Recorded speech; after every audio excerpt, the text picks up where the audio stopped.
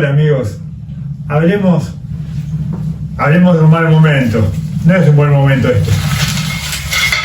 Cuando los romanos coleccionamos flechas y más flechas.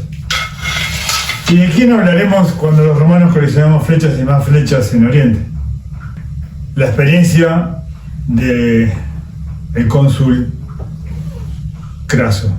Craso no había tenido experiencias en batalla y como socio, como miembro del gobierno romano, él debía tener su mérito militar y preparó una campaña al Extremo Oriente. Parecía que íbamos a conquistar, o que iba a conquistar tribus y combatir contra tribus nómades y contra pueblos bárbaros, y que iba a ser algo fácil, pero no lo fue, lamentablemente. Entonces aprenderemos lo que fue el encuentro entre el imperio, la potencia, Roma, nosotros, los dueños del mundo, el ejército profesional y más avanzado de la época, contra pueblos nómades. ¿Cómo puede ser que haya habido una debacle contra esta circunstancia? Pero bueno, hablemos un poquito, pongámonos en situación de qué fue lo que sucedió y contra quiénes nos encontramos. La batalla de Carras. Estos partos eran originalmente los Parti, una tribu del Daae, seminómades, que vivían al norte de Icarnia. Y aportaron arqueros a caballo a los persas que conocemos de la Edad Antigua, Aqueménidas, a mediados del siglo I a.C., antes que nosotros naciéramos. El control de Persia y Mesopotamia establecióse como una aristocracia militar terrateniente. Su rey, de linaje de los Alsacias, era el superior feudal de sus nobles, entre ellos las 7 grandes familias Pahlavi, que dominaban regiones enteras. Los partos desarrollaron un ejército totalmente de caballería, por ser pueblos seminómadas. Los partos desarrollaron un ejército totalmente de caballería, donde los nobles eran catrafactos. ¿Qué es un catrafacto? Un catrafacto es un jinete. Cuando decimos que es totalmente acorazado, decimos que contaba con casco, contaba con armadura pectoral, contaba con brazos armados, ¿sí? Con protecciones de placas, anillos, contaba con protecciones de pierna, y su caballo también estaba totalmente acorazado. Contaba con, al estar tan acorazado, no necesitaba usar un escudo, y si lo llevaba era pequeño, y portaba una gran lanza y una espada larga.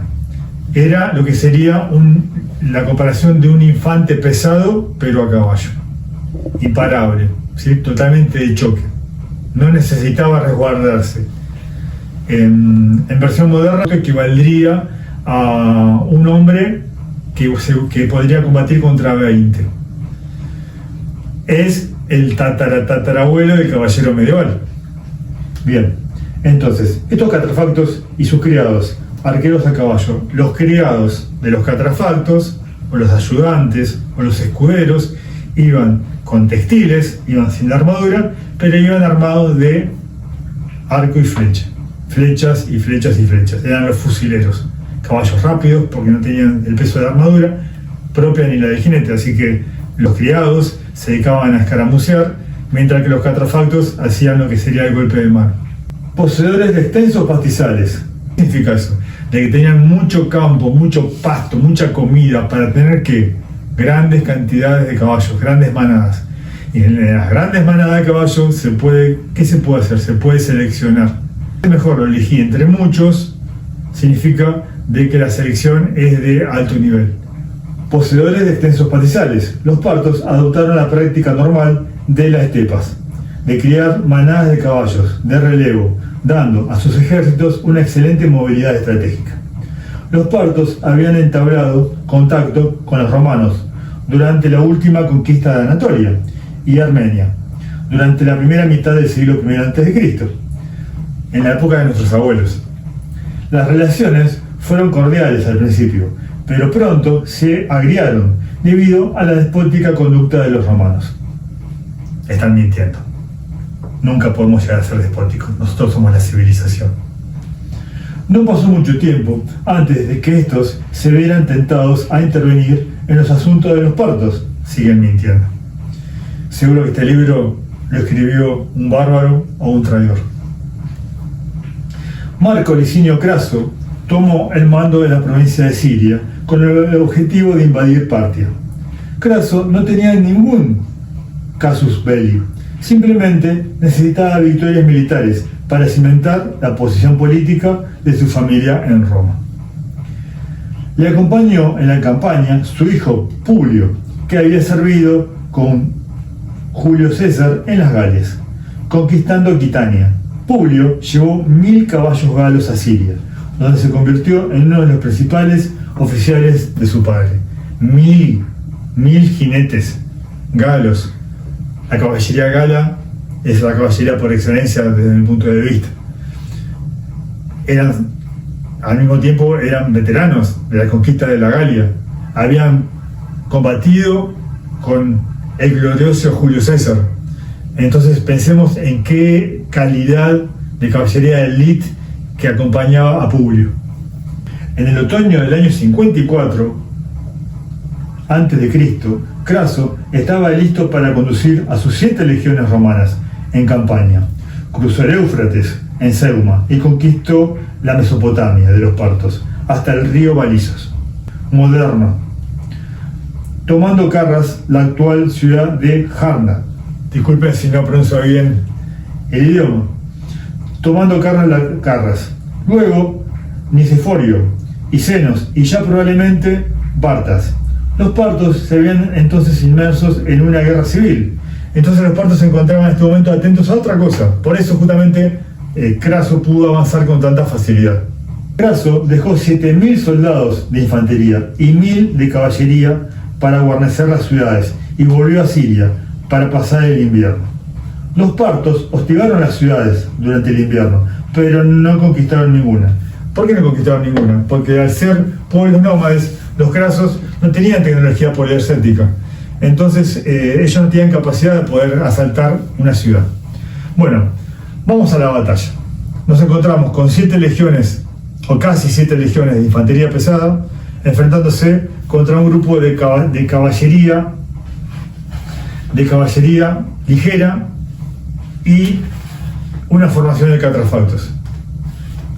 No voy a dar números para no entrar en cifras, que siempre las cifras pueden ser engañosas.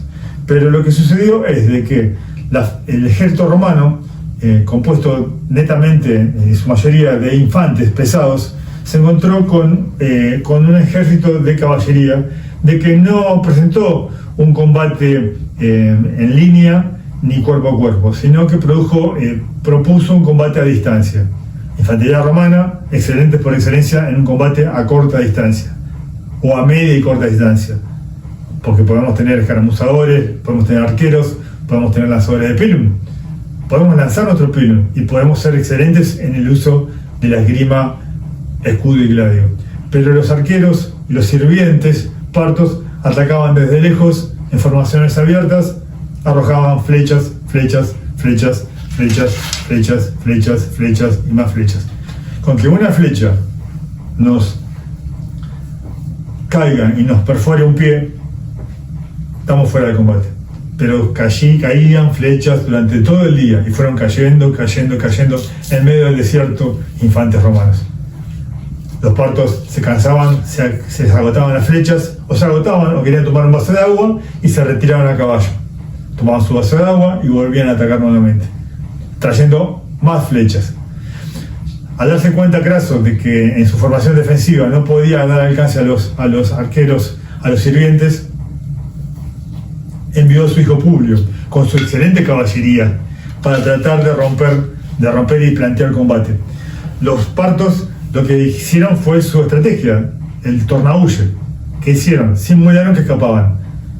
Pensemos en el medio del desierto, escapando a caballería ligera, escapando de una caballería semi pesada de los galos, porque tenían armadura, escudo y lanza. Y se perdieron en el horizonte detrás de los médanos. Pero ¿qué sucedió cuando se perdieron en el horizonte detrás de los médanos? No sabían de que detrás de los médanos y a campo abierto había una formación de caballería también, totalmente ataviada y tapada con sus mantos, que al ver a la caballería romana llegar, se desprendieron de sus mantos y sus capas, y debajo de ellos se veía una esplendorosa y brillante armadura. Era la caballería pesada, que atropelló y presentó combate cuerpo a cuerpo contra la caballería gala. Al mismo tiempo también se volvió la caballería auxiliar, llamémosle los sirvientes partos contra la caballería gala, y la caballería gala se trabó combate. Los galos, hombres curtidos en batalla, hay narraciones en las que nos cuentan de que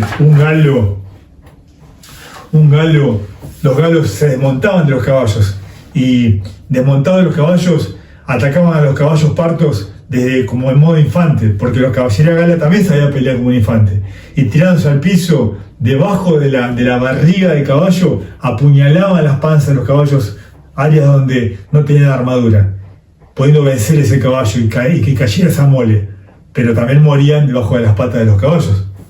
Y tenemos esta narración.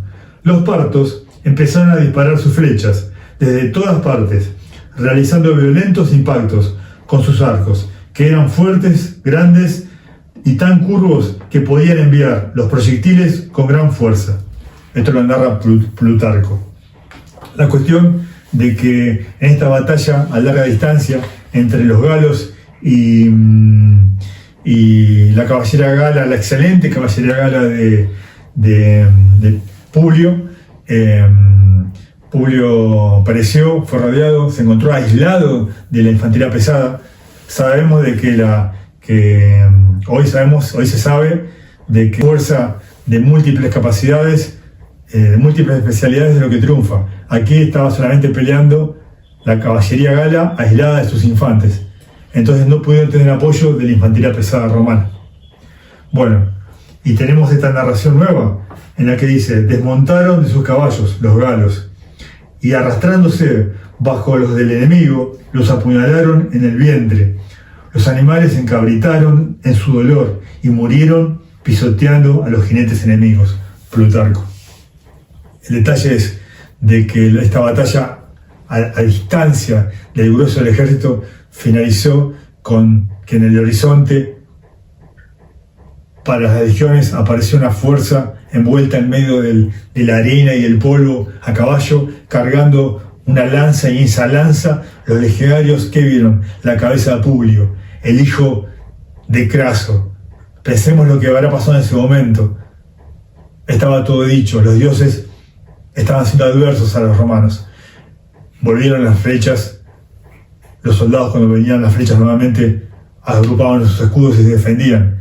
Al agrupar los escudos y defenderse, los arqueros se retiraban y atacaban a la caballería pesada, arrasando por completo una formación cerrada, como si fuese un juego de bowling. Al suceder esto, cuerpo a cuerpo, los soldados nuevamente se abrían, pero al abrir formaciones para presentar combate en formación abierta y dejar pasar a la caballería pesada y poder tomarlos en un combate cuerpo a cuerpo. Pero al abrir las formaciones, la caballería pesada pasaba de largo, y estaban las formaciones abiertas, nuevamente aparecían los arqueros, que veían la formación abierta y arrasaban con flechas. Nuevamente, ¿qué hacemos? Nos unimos escudo con escudo y nos protegemos. Al protegernos para que no nos perforen las flechas, nuevamente hacemos una formación compacta y nuevamente retornaba la caballería pesada y atropellaba nuevamente. Una y otra vez, una y otra vez, una y otra vez. Hasta que cayó la noche. Al caer la noche, tuvimos un poquito de respiro. Nuestros hombres en la oscuridad pudieron retirarse. Pero la batalla había terminado. Miles y miles de muertos, otros capturados, otros vendidos como esclavos. Y Craso, luego, al día siguiente de intentar una negociación, fue traicionado con deshonor por estos viles pueblos y dado muerte. Bueno, amigos, espero de que este intento de relato de la batalla de Carras les haya parecido bien. Empezamos un poquito desprolijo porque la esclava que había traído la comida creo que la había traído envenenada, pero despreocúpense, ya me encargaré de disciplinarla, porque un esclavo bien disciplinado es un excelente esclavo. Que tengan un hermoso día.